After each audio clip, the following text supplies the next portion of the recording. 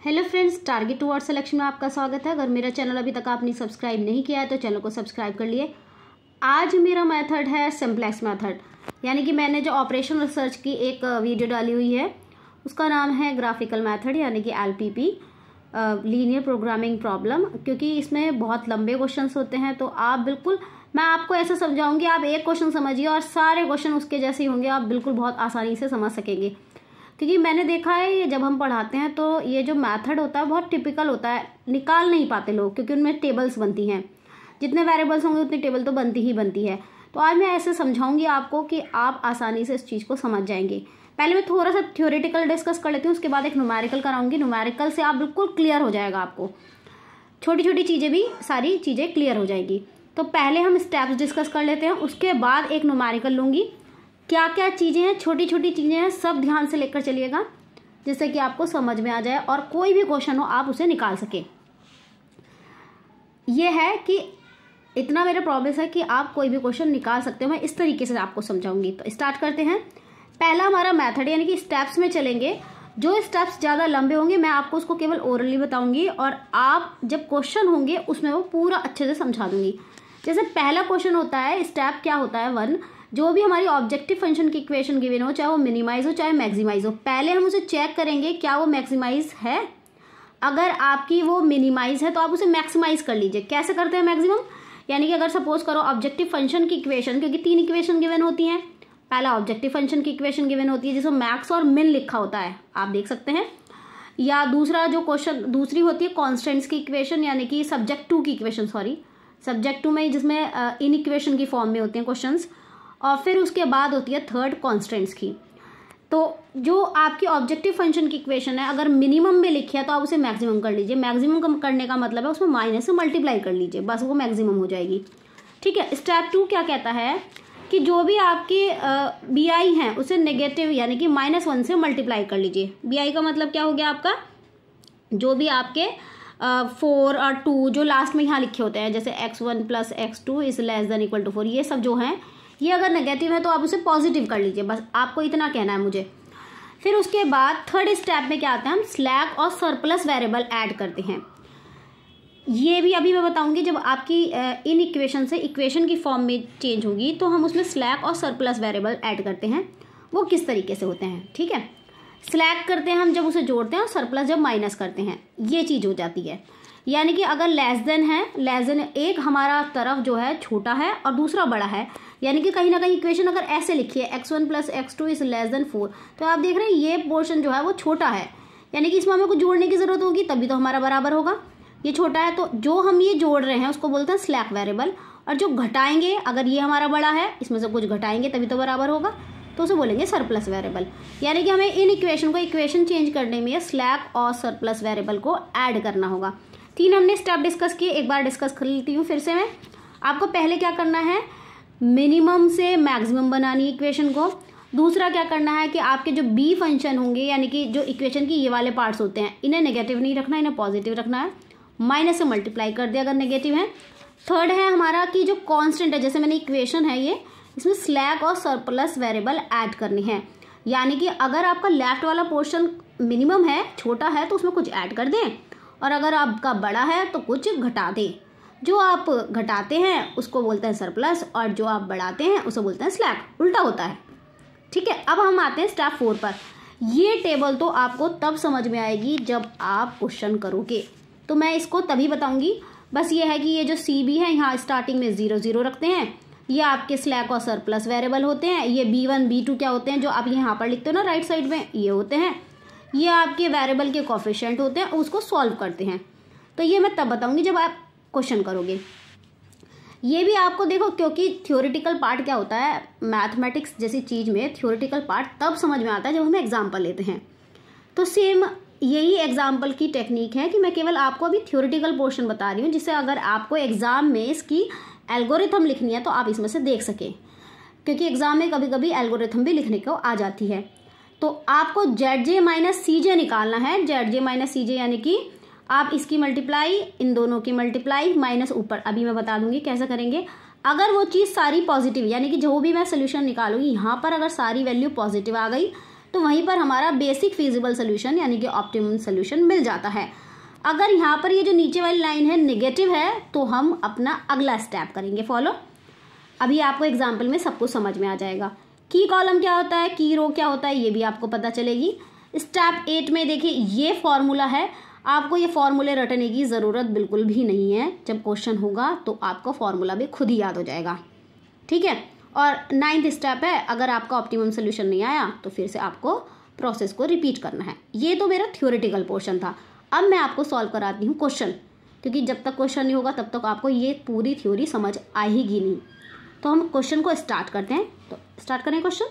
देखिए आप कह दोगे इतनी जल्दी जल्दी मैंने थ्योरेटिकल पोर्शन कवर करा दिया। मैंने इसलिए कराया क्योंकि जो हमारा ये मेथड है ना, अगर मैं बोर्ड पे समझाने से बैठूं तो आधा घंटा पूरा निकल जाएगा एक क्वेश्चन में। और क्योंकि वीडियो इतनी लंबी बननी नहीं है इसलिए मैं आपको छोटी छोटी चीज़ें समझाऊंगी और केवल 2 क्वेश्चन कराऊंगी, चाहे मेरे 45 मिनट्स लगे। इसलिए मैंने थ्योरेटिकल पोर्शन जल्दी समझा दिया, क्योंकि बिना न्यूमेरिकल के तो आपको पोर्शन समझ आना नहीं। तो पहला स्टेप मैंने क्या कहा था कि हमारे जो ऑब्जेक्टिव फंक्शन की इक्वेशन है पहले आप चेक करें मिनिमम है या मैक्सिमम है। तो ऑब्वियसली आप देख सकते हैं कि ये मैक्सिमम है, तो हमें पहला स्टेप करने की ज़रूरत ही नहीं है। दूसरा स्टेप हम क्या करते हैं कि हमारा ये चीज़ हमें देखनी पड़ती है कि ये पॉजिटिव है या नहीं है। तो ऑब्वियसली ये दोनों पॉजिटिव है तो भी हमें दूसरा स्टेप करने की ज़रूरत नहीं है, हमने चेक करना है बस। अब हम आते हैं सीधा 3rd स्टेप पर। हमने 3rd स्टेप में कहा था कि हमें स्लैक और सरप्लस वेरिएबल को ऐड करना है। तो अब देखिए ऐड करते हैं। क्या स्लैक, मैंने कहा था अगर मैं ऐड करूंगी तो उसे बोलूंगी स्लैक वेरिएबल, और अगर मैं माइनस करूंगी तो बोलूंगी सरप्लस वेरिएबल। तो आप यहाँ देख सकते हैं कि ये वाला जो पोर्शन है वो छोटा है इससे, यानी कि मैं छोटे को बराबर बनाने के लिए कुछ ना कुछ ऐड करूंगी। तो मैंने क्या कर दिया, पहले मैंने इसे सब्जेक्ट 2 की इक्वेशन में ऐड करना शुरू करा। x1 + x2 मैंने ऐड कर दिया, इसको बोलते हैं s1। s1 लिख सकते हैं, कुछ भी लिख सकते हैं, बट जनरली बुक्स में s1 लिखा होता है। मैं बता दूं ये है स्लैक वेरिएबल। जब भी आप कोई चीज़ ऐड करते हो तो उसको बोलते हैं, ऐड करने के लिए होते हैं स्लैक वेरिएबल, और अगर माइनस करते हो तो वो होता है सरप्लस वेरिएबल। इस चीज़ को याद रखिएगा, सरप्लस वेरिएबल। तो मैंने ऐड करा क्योंकि ये मेरा पोर्शन छोटा था, जब छोटी है तो कुछ ऐड करेंगे तभी तो बराबर होगा। ये हो गया 4 के बराबर। अब हम दूसरा करेंगे x1 - x2, इसमें भी तो ऐड करना है। देखिए छोटा है तो ये हो गया, हमने दूसरा वेरिएबल ले लिया स्लैक वेरिएबल s2, ठीक है। ये मेरी इक्वेशन हो गई, यानी कि कांस्टेंट कौन कौन से बन गए, x1 x2 s1 s2 जो कि ग्रेटर देन 0 है। ओके, अब यहाँ तक हमने ये पूरा काम कवर कर लिया। अब मेरी मेन चीज़ क्या आती है, टेबल आती है। इससे पहले मैं इसको मैट्रिक्स फॉर्म में लिख लेती हूँ जिससे आसान हो जाए। ओके, आसान के लिए बनाया है। ये जो मैं स्टेप आपको फॉलो करा रही हूँ, अगर आप ये फॉलो एग्जाम में करते हैं या ऐसे ही क्वेश्चन को सॉल्व करते हैं तो देखना आपको क्वेश्चन कितने आसानी से आ जाता है। हम क्या करेंगे, देखिए पहले मैंने कौन कौन सी चीज़ें ली है, x1 लिया है, x2 लिया है, s1 लिया है और s2 लिया है। ये 4 ही चीज़ तो है मेरे पास वेरिएबल। मैंने पहले इनको लिख लिया। अब मुझे इनके कोफिशिएंट लिखने हैं पहली इक्वेशन के। तो पहली इक्वेशन में x1 का कोफिशिएंट 1, x2 का कितना है 1, s1 का कितना है 1 और s2 इसमें है ही नहीं, यानी कि हमने क्या उतारा 0। आई होप इतना क्लियर हुआ। अब हम दूसरी इक्वेशन का उतारेंगे, पहले का 1, दूसरे का -1, क्योंकि देखिए इसमें s1 नहीं है तो हम क्या उतारेंगे 0, s2 है तो s2 का वेरिएबल 1। ये क्लियर कवर हुआ। अगर 3 इक्वेशन होगी तो 3 लिखेंगे, 2 है यहाँ पर 2 लिखेंगे। ओके, याद रखिएगा जितने वेरिएबल होते हैं ना उतनी टेबल बनती है। अगर x3 तक होता तो 3 टेबल बनती, और अगर 2 है तो 2 ही टेबल में हमारा काम चल जाएगा। यहाँ क्या लिखते हैं, यहाँ लिखते हैं ये वेरिएबल, यानी कि x1 x2 s1 s2। यहाँ पर क्या लिखेंगे, ये जो आपका b है इसको b बोलते हैं, याद रखिएगा ये b होते हैं, ठीक है, b1 b2। तो 4 और 2 लिख दिया मैट्रिक्स फॉर्म में। अब नेक्स्ट स्टेप, ठीक है। अब हमारा टेबल का काम है। अब टेबल में जो बताऊंगी वो आप ध्यान से देखिएगा। अब आप देख रहे हैं मैंने यहाँ तक के 3 स्टेप कवर कर लिए, 3 स्टेप कवर हो गए। अब मेरा 4th स्टेप है। अब मैं 4th स्टेप को आप अगर अच्छे से समझोगे तो ये टेबल बनानी आपके लिए आसान हो जाएगी। अब हम 4 टेबल बनाते हैं। मैं टेबल ड्रॉ कर लेती हूँ फिर समझाती हूँ। देखिए ड्रॉ करना टेबल कैसे करेंगे। सबसे पहले मैं यहाँ लिखती हूँ CB। याद रखिएगा CB क्या होता है हमारा, स्टार्टिंग में यहाँ लिखेंगे CB। आपको दिख रहा होगा आई होप, ये हुआ CB। CB को स्टार्टिंग में हम क्या रखते हैं 0 और 0, जितने वेरिएबल हैं यानी कि जितने आपने स्लैक और सरप्लस वेरिएबल जोड़ी हैं उसके हिसाब से आप इसमें क्या करेंगे 0 रख देंगे। बस स्टार्टिंग में सभी के 0 होता है। यहाँ लिखेंगे आप बेसिस। बेसिस का मतलब है आपने जो स्लैक और सरप्लस वेरिएबल को ऐड किया। यहाँ पर लिखेंगे XB, यानी कि XB हमारा कितना है, अभी मैंने B बताया था 4 और 2। ओके, दूर दूर लिखेगा, यहाँ मेरे पास पास हो गए जिससे कि आपको आसान हो जाए। यहाँ क्या लिखते हैं, जितने वेरिएबल हो ना सब उतार दो, X1 X2 S1 और S2। अभी मैं आपको बता दूंगी फिर से, इतनी टेबल हो गई। अब इनकी ये जो हमने टेबल बनाई थी ना, ये सीधे सीधे यहीं की यहीं कॉपी कर दो। ये हमने इसलिए ही बनाई थी 1 -1 0 और 1। ओके, देखिए कहाँ टेबल हुई कॉपी। पहले CB लिखते हैं। CB यानी कि ये 0 0 स्टार्टिंग में 0 रहता है, फिर बेसिस रहता है S1 S2, जो भी आप स्लैक और सरप्लस वेरिएबल ऐड कर रहे हो वो हो गए। ये आपका B पोर्शन इधर उतर गया और ये टेबल यहाँ हो गई। क्लियर। अब आप क्या करते हो, जो आपकी मैक्सिमम की इक्वेशन है, क्या है मैक्सिमम की इक्वेशन 3x1 + 2x2, इसके जो कॉफिशिएंट है ये उतार दो आप ऊपर, क्योंकि देखिए इसमें S1 S2 नहीं है तो हम यहाँ ना 0 लिख देते हैं। 0 S1 + 0 S2, क्योंकि मुझे 0 S1 S2 भी दिखाना होगा। तो हम ये कहाँ लिखेंगे, ये लिखेंगे यहाँ पर 3 2 S1 के 0 और S2 का 0। याद रख रहे हैं, 3 x1 का कॉफिशिएंट था, x2 का कॉफिशिएंट 2 था, S1 का कॉफिशिएंट 0 था और S2 का 0 था। मैं यहाँ छोटा सा लिख दूँ जिससे आप बाद में अगर इसे पढ़ो, इसे लो टेबल को, इसका स्क्रीनशॉट खींचो तो यहाँ याद रहे। ये हमने मैक्सिमम z के कॉफिशिएंट उठाए हैं। ओके, ये मैक्सिमम z के कॉफिशिएंट उठाए जिससे याद रहे। अब हमारा सारा खेल स्टार्ट होता है, यानी कि आप यहाँ देखना, यहाँ ध्यान से सुनिएगा, यही पूरी टेबल है। इसी टेबल से आप सारे काम करोगे। जितनी बार टेबल बनेगी उसमें सब में एक ही काम करना है। मैं पहले समझा दूँ फिर उसके बाद करके दिखाऊंगी। समझाना देखिए, पहले आपने टेबल बनानी सीख ली, टेबल बना ली। अब आपको क्या काम करना है, यहाँ ना ये सारे के सारे पॉजिटिव आने चाहिए। ये अगर पॉजिटिव पहली बार में आ गए यानी कि आपका ऑप्टिमम सोल्यूशन मिल गया। अगर ये पॉजिटिव नहीं आए तो आप क्या करोगे, जो मोस्ट नेगेटिव है, मोस्ट नेगेटिव यानी कि जो छोटा वाला नंबर देख लेना, उसका आगे नेगेटिव लगाओ। सबसे बड़ा नंबर देख के नेगेटिव, मोस्ट नेगेटिव उसे बोलते हैं कि सबसे बड़ा तो नंबर हो और उसके आगे माइनस लगाओ, उसे सेलेक्ट करना। उसको हम ऐसे सेलेक्ट करेंगे तो उसको बोलेंगे की कॉलम। ठीक है, अब हम यहाँ क्या करेंगे, इस की कॉलम को इस पूरे XB से डिवाइड करेंगे, वहाँ से मिनिमम छाटेंगे, उस रो को देखेंगे की रो। आगे फंडा की रो और की कॉलम का एक बार फिर बताती हूँ। क्या करना है आपको, यहाँ पर चेक करना है जो मोस्ट नेगेटिव है उससे रिलेटेड कॉलम को ड्रॉ कर दो, तो वो की कॉलम हुई। आप ये जो रो है इसे XB को डिवाइड कर दो, तो जो मिनिमम होगी वहाँ से जो रो सेलेक्ट होगी वो आपकी की रो होगी। स्टार्ट करते हैं। पहले स्टार्टिंग में क्या होगा, पहला रूल, आप CB की मल्टीप्लाई करो किससे, इन वाली वैल्यूज से। यानी कि मैं ऐसे लिख रही हूँ, देखो पहला CB की मल्टीप्लाई करो 1 से और माइनस कर दो ये जो आपका कोफिशिएंट ऊपर वाला। इसको मैं कोई जो नाम होते हैं वो Z दे देती हूँ। ठीक है, Z नाम हो गया तो -Z। ठीक है, मैंने फॉर्मूला भी लिखा था, तो ये डायरेक्ट फॉर्मूला याद करने की ज़रूरत है, क्योंकि फॉर्मूला लगाते रहोगे तो भूल जाओगे। मैंने क्या करा, अब देखो, अब मैं मल्टीप्लाई करके दिखाती हूँ। छोटा सा लिखूंगी यहाँ पर और आप याद देखिए, पहले CB की मल्टीप्लाई किससे, 1 से, तो 0 × 1 माइनस के ऊपर का 3, तो कितना हो गया -3। ये तो 0 हो गया, ये -3, तो ये कितना आया आपका -3। ओके, अब देखो CB × X2 प्लस, आप ना दोनों को प्लस कर देना, क्योंकि दोनों का प्लस करके ही आएगा, ये नहीं X1 और इसी तरीके से CB × X2। ओके, ये वाली चीज़, सॉरी X1 का ये होगा, CB1 और CB12 मान लो। तो पहले देखो, पहली ये वाली चीज़ और ये वाली चीज़ मल्टीप्लाई, माइनस प्लस ये वाली मल्टीप्लाई। थोड़ा सा यहाँ करके दिखा देती हूँ जिससे आपको समझ में आ जाए। ये हुआ आपका 0 × 1 प्लस 0 × 1 माइनस के 3। एक बार और देख लो, 0 × 1 प्लस 0 × 1 माइनस के 3 यानी कि -3। अब हम किसके लिए करेंगे, इस वाले के लिए काम। 0 × 1 प्लस 0 × -1, देखो यहाँ करो 0 × 1 प्लस 0 × -1 और ऊपर कितना है -2, क्योंकि तो 0 हो गए तो ये क्या हो गया -2। इसी तरीके से ये देखेंगे तो सारे 0 आ जाएंगे, 0 और 0। क्लियर हुई, देख रहे हैं टेबल। मैं फिर से एक बार और समझा देती हूँ, क्योंकि पहली टेबल में ही समझाना, बाकी दूसरी टेबल में आपको अपने आप आ जाएगा। 0 × 1 प्लस 0 × 1 प्लस करना है, फिर माइनस के 3 आ गया -3। 0 × 1 0 × -1 फिर -2 यानी कि -2। 0 × 1 0 प्लस 0 × 0 -0 0। 0 × 0 प्लस 0 × 1 -0 0।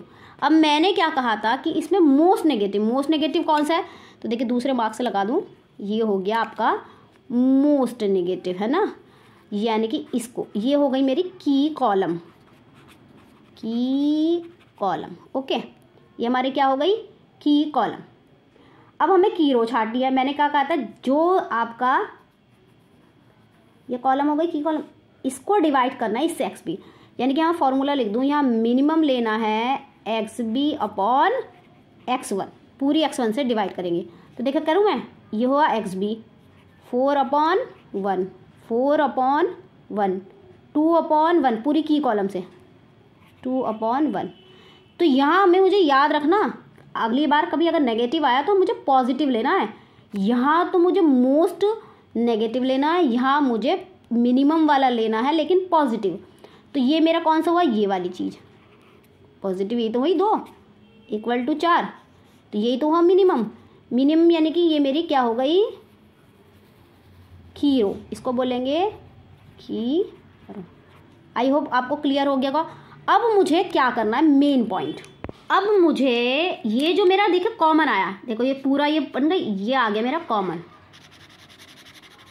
इस चीज को मुझे 1 बनाना होता है और इसके ऊपर की रो और नीचे की रो का एलिमेंट 0 बनाना होता है। याद रखिएगा, जो मेरा कॉमन आया उसे मैं बनाऊंगी 1 और उसके ऊपर के जितने भी एलिमेंट हैं, अगर 2-3 रो होती तो उन्हें 0, क्योंकि इसमें तो एक ही है इसके ऊपर एलिमेंट, उसे मुझे 0 बनाना है। कैसे बनाना है, ये जो मेरे ऑपरेशंस होते हैं उनको अप्लाई करके, जो भी रो के ऑपरेशन होते हैं, कॉलम के ऑपरेशन होते हैं।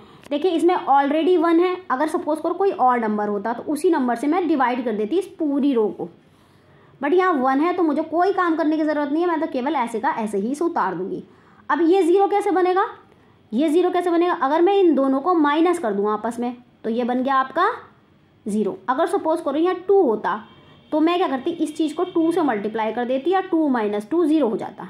क्लियर, एक बार और सुनिए, इस वाले एलिमेंट को, ये क्योंकि की एलिमेंट आ गया तो की एलिमेंट को 1 बनाना है, इसके ऊपर या नीचे अगर कोई भी एलिमेंट है उसे 0 बनाना है, इस कॉलम के, इस मैट्रिक्स के, ठीक है। केवल एक ही एलिमेंट है इसके ऊपर, इस वाले को नहीं देखना, इस वाले उसमें एक ही एलिमेंट है तो इसको मुझे 0 बनाना है, तो हम 0 बना लेंगे। अगर सपोज करो यहाँ 2 होता, ये की एलिमेंट 2 होता तो जो भी नंबर आए उसी से पूरी रो को डिवाइड कर दो। क्लियर, और उसके ऊपर 0 कैसे बनाना, अगर यहाँ 2 होता तो मैं इसको 2 से मल्टीप्लाई कर देती, 2 - 2 कर देती, ये 0 हो जाता। अगली वाली रो में आएगा, मतलब अगली टेबल में आएगा, तो आप देख लेना, ये फंडा होता है। फिर क्या करोगे आप, ये जो एलिमेंट है, जो भी इससे रिलेटेड की कॉलम का एलिमेंट Z वाला है, वो आप कन्वर्ट कर दोगे CV से। तो आप बनाए टेबल, फिर कैसे कन्वर्ट होगी। अब देखो मेरी दूसरी टेबल कैसे बनती है, मैं वहीं से उतारूंगी सारे एलिमेंट, जो उतार रही हूँ बस वही। मैंने कहा था इसको बनाना है 1 ही, ऑलरेडी 1 है तो मुझे वैसे का वैसे ही उतारना है। तो कैसे उतारूंगी, ये हो गया 1, ये हो गया -1, ये हो गया 0 और ये हो गया 1। ये आपका 2 का 2 ही रहेगा, ये आपका S2 है, X2 देखिए अभी ये चेंज हो जाएगी, ये चीज़ें जो हैं दोनों चेंज हो जाएगी, क्योंकि मुझे तो स्लैक वेरिएबल हटाने थे। तो देखो आंसर किसका आया, X1 का की कॉलम आया, तो यहाँ हो जाएगा X1। इस X1 से रिलेटेड Z की वैल्यू क्या है, 3, तो ये मैं यहाँ पर लिख दूँगी। तो यानी कि 3 जो भी आपका यहाँ पर आता है ना, 3 और 2 और 0 0 उसी से कन्वर्ट हो जाती है यहाँ पर। ये जो सेलेक्टेड आएगी की कॉलम, उसी के ऊपर जो Z लिखा होगा वो यहाँ लिख देंगे और उसी से रिलेटेड जो वेरिएबल होगा वो यहाँ चेंज हो जाएगा। बाकी सब ऐसे ही उतार के लिखेंगे। अब ऐसे ही उतारना नहीं है, अब मुझे ना इसको पूरा सोल्यूशन करके दिखाना पड़ेगा कि हम इसको कैसे कन्वर्ट करेंगे, क्योंकि मुझे इसके ऊपर के 0 बनाने हैं। ये तो उतार दो आप ऐसे का ऐसे ही, ठीक है, ये 0 ही रहेगा। ये आपका इसे चेंज होगा, वो चेंज कैसे करती हूँ मैं अभी बताती हूँ। देखो अब देखो मैंने कहा है कि इसके ऊपर का एलिमेंट 0 बनाना है, 0 बनाना क्योंकि ये 1 है। देखो पुराना लेंगे, पुराने से ऑपरेशन परफॉर्म करते हैं, पहले लेंगे पुराना और नए वाले की चीज़ का लेकर ऑपरेशन बनाएंगे। तो देखिए पुराने में तो हमें कुछ करना ही नहीं है, यहाँ से लेंगे, इसका हो गया 1, ठीक है, 1 लिखा माइनस, अब मुझे इसे कोई थोड़ा ना मल्टीप्लाई करनी है इस वाली चीज़ को, तो ये 1 हो गया, 1 - 1 0 बन गया सीधे 0, तो मैंने यहाँ लिख दिया 0। जो ऑपरेशन मैंने तो सिंपल ऑपरेशन परफॉर्म करा है R1 - R2, ये R1 और ये R2, यानी कि R1 - R2, R1 कौन सा है ओल्ड वाला और ये R2 कितना है न्यू वाला। ओके, ये तो R2 हुई ना दूसरी वाली रो और ये वाली रो पहली वाली, तो पुरानी में से माइनस करेंगे नई वाली, तो मैंने R1 का एलिमेंट लिया और ये वाली पुरानी R2, ये हो गया 0। अब इसी तरीके से पुरानी वाली ये 4 सारी चेंज करेंगे, ये वाली चीज़ भी चेंज होगी, कभी आप चेंज ना करो XB को। ये हो गया पुराना यानी कि 4 और ये हो गया नया माइनस के 2। R1 - R2 ऑपरेशन चल रहा है, सेम ऑपरेशन परफॉर्म करना है, तो 4 - 2 यहाँ आ गया आपका 2। सेम यहाँ पर करो, ये है पुराना और ये वाली है नई। 1 माइनस माइनस देख लो, 1 माइनस और -1 ये हो गई ना नई, तो 1 - 1 माइनस प्लस यानी कि यहाँ हो गया 2। सेम यहाँ देखो, ये 1 पुराना वाला और ये हो गया 0 यानी कि 1, ये हो गया 0 और ये हो गया आपका -1 क्लियर। अब हम पुरानी वाली चीज़ों को अप्लाई करेंगे, देखो अप्लाई कैसे करेंगे। फिर से वही है, हम नेगेटिव वाला निकालेंगे कि नेगेटिव कौन सा मोस्ट नेगेटिव। हमने क्या करा 0 × 0, कहाँ करके दिखाऊँ, यहाँ कर देती हूँ, 0 × 0 ठीक है, +3 × 1 माइनस के ऊपर वाला माइनस, तो 3 - 3 कितना हो गया 0 हो गया, तो ये आ गया आपका 0। अब इसको करो 0 × 2 0, 3 × -1 माइनस के 3 और ये हो गया -2, कितना हो गया -5। देख रहे हो, एक बार और बताती हूँ, 0 × 2 0 हो गया, +3 × -1 माइनस के 3 हो गया और -2 -5। 0 × 1 0, +3 × 0 0, 0 - 0 0, 0 × -1 प्लस ये आपका हो गया 3 × 1 3 और ये हो गया 0, ठीक है, तो ये सीधा 3 हो गया। अब देखो मोस्ट नेगेटिव कौन सा है, यही है, चाहे बाकी तो सारे पॉजिटिव आ गए, तो की कॉलम क्या होगा ये। अब इसको डिवाइड करना है इससे आपको XB से, 2/2 और 2/-1। मैंने कहा था नेगेटिव नहीं लेते, पॉजिटिव लेते हैं 1, यानी कि सिलेक्ट क्या हो गई ये वाली कॉलम एलिमेंट कौन सा हो गया ये वाला। अब मुझे इसको 1 बनाना है, आगे ना वही चीज़ 1 कैसे बनाते हैं, जब ये उसी नंबर से डिवाइड कर दे, मैं पूरी रो को उसी नंबर से डिवाइड कर दूंगी तो ये 1 बन जाएगा। पहले मैं ये काम करूंगी, देखो ये मैंने पूरी टेबल दोबारा उतार दी क्योंकि अगला पेज आ गया था। अब हम करेंगे, देखिए ये है मेरा की एलिमेंट, इसको बनाऊंगी 1। मैंने क्या कहा है कि मैं ना ये टेबल में पूरा इसे क्या कर दूंगी डिवाइड कर दूंगी, ठीक है। पहले मैं इसे डिवाइड कर देती हूँ, ये हुआ 2/2, यानी कि मैंने इसे C1 मान लूँ, C1 नहीं R1 मान लूँ, क्योंकि मुझे तो की एलिमेंट मानना है। R1 को मैंने 2 से डिवाइड कर दिया, पूरी R1 को, तो ये हो गया 1, क्योंकि 0 को 2 से डिवाइड करो तो ऑब्वियसली 0 आएगा। ये 1/2 हो गया, ये माइनस के 1/2 का, यानी कि मैंने इस पूरी की पूरी रो को 2 से डिवाइड कर दिया, क्योंकि मुझे इसे 1 बनाना था, तो इस पर ऑपरेशन परफॉर्म होगा तो इस पर भी होगा। ओके, ये मेरा 1 बन गया। अब सेम ये भी क्या होगा, 2/2 कितना हो गया 1। अब क्योंकि की एलिमेंट x2 आया, इसका एलिमेंट कितना था यहाँ पर 2, तो मुझे वापस क्या चेंज करना पड़ेगा, यहाँ पर मेरा कितना हो गया x2, ये आप ऐसी का ऐसी उतार दोगे, ठीक है, ये ऐसे उतार दोगे, इसका एलिमेंट चेंज हो गया, कितना आ गया 2, आपको मैंने चेंज करना बताया था। अब इन पर मुझे ऑपरेशन परफॉर्म करना है, क्यों, क्योंकि मुझे की एलिमेंट के नीचे वाले को यहाँ 0 बनाना है। ये बताया ही था कि की एलिमेंट जो होता है उसके ऊपर नीचे की जितने भी एलिमेंट होंगे, ऊपर नीचे के आसपास के नहीं, ऊपर नीचे के जितने एलिमेंट होंगे वो 0 बनाने हैं, यानी मुझे इस एलिमेंट को 0 बनाना है। कैसे, पुराना ऑपरेशन क्या है ये वाला, यानी कि -1, देखो मैं कैसे 0 बनाऊंगी, और नया वाला ऑपरेशन ये है, तो अगर मैं प्लस करूंगी तभी तो 0 बनेगा। देखो पुराना ऑपरेशन ये, यानी कि इस R2 पे तो परफॉर्म कर रही हूँ, R2 पर परफॉर्म कर रही हूँ, R2 मेरा पुराना वाला, नया वाला R1, तो मैं प्लस करूंगी तभी ये 0 होगा, ठीक है। अब मैं ये पूरा ऑपरेशन इस पूरी कॉलम पर, पूरी रो पर अप्लाई करूंगी। मैंने क्या करा, R2 पुराना -1 + 1 कितना हो गया 0। अब देखो केवल मैं प्लस करूँगी, 1 + 0 1, 0 + 1/2 1/2, 0 - 1/2 माइनस के 1/2, 2 + 1 यहाँ हो गया यानी कि 3। ओके, देखो आ गई टेबल बनानी। केवल मैंने ये ऑपरेशन परफॉर्म करा है टेबल के लिए। मेरा काम फिर से वही स्टार्ट होगा जो मैंने अभी तक बताया, क्योंकि मुझे तो पॉजिटिव लानी है चीज़ें, तभी मेरा सोल्यूशन आएगा। यानी कि ये कितना हो गया था 3 और ये कितना था 2, ये था 0, ये था 0, ये था XB और ये क्या था आपका, नहीं ये था बेसिस, अब ये हो गया XB।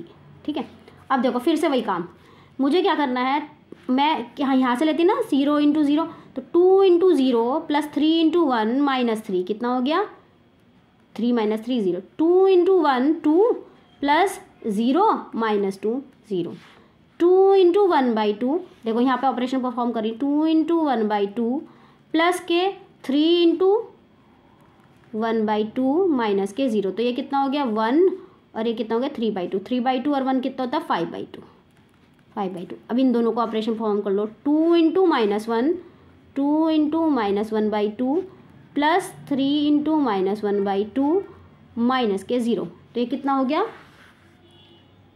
इसे एक बार चेक करना, ये माइनस नहीं प्लस आएगा, ये चीज़ प्लस आएगी, एक बार चेक करते हैं। जब ये टेबल उतारी थी यहाँ पर 0 उतर गया था, ये 1 था, तो देखिए आप चेक करके, मैं एक बार फिर भी पीछे से टेबल चेक कर लेती हूँ, ये पीछे से टेबल चेक कर लेती, 0 2 1 -1 1 -1 0, और यहाँ भी आपका है 0 2 1 -1 1 -1 0 1। ठीक है, तो यहाँ पर आपका प्लस के 1/2 आ जाएगा, यानी कि 5/2 पॉजिटिव में आ जाएगा। ठीक है, ये प्लस के 1/2 यानी कि 3/2 माइनस के 1 करके आ जाएगा, यानी कि पॉजिटिव चीज़ आएगी, यहाँ पर आएगी आपकी पॉजिटिव चीज़। आप करके देख लेना कैलकुलेशन। तो आप देखो ये सारी पॉजिटिव आ गई, तो आपका जहाँ ये सोल्यूशन पॉजिटिव आ जाए वहाँ पर आपका होता है ऑप्टिमम सोल्यूशन। बस आपको कुछ नहीं करता, यहाँ पर सोल्यूशन हो जाता है। मैं एक क्वेश्चन आपको नेगेटिव का केवल कन्वर्ट करना बता देती हूँ, बुक से ही बता देती हूँ सीधा आपको, यानी कि आप यहाँ से इनकी वैल्यू लिख सकते हो। देखो वैल्यू कहाँ से लिखते हैं, बहुत सारे लोग कंफ्यूज होते हैं, वैल्यू कहाँ से लिखते हैं, यहाँ से। तो x1 की वैल्यू हो गई 3 और x2 की वैल्यू हो गई 1, ये आपके आंसर आ गया। यानी कि ऑप्टिमम सोल्यूशन में x1 की वैल्यू हो गई 3 और x2 की वैल्यू 1, और जो मैक्सिमम z है उसमें आप वैल्यू रख देना 3x1 + 2x2, यही तो इक्वेशन थी। तो 3 × 3 + 2 × 1, यानी कि 3 × 9 + 2 यानी कि 11 आंसर। मैक्सिमम z की वैल्यू हो गई 11। ये आपका देखो पूरा क्वेश्चन सॉल्व हो गया। मैक्सिमम z और मिनिमम z के अगर 3 वेरिएबल हैं तो आपको इसी तरीके से 3 टेबल बनानी पड़ेगी। क्वेश्चन को मतलब एक को मिनिमम है कोई क्वेश्चन, उसे मैक्सिमम कैसे बनाते हैं बस ये आपको बता देती हूँ, और पूरा सोल्यूशन ऐसे है। अगर आप कोई और क्वेश्चन भी कराना चाहते हैं सिंप्लेक्स मेथड को तो प्लीज़ आप कमेंट बॉक्स पर लिख देना।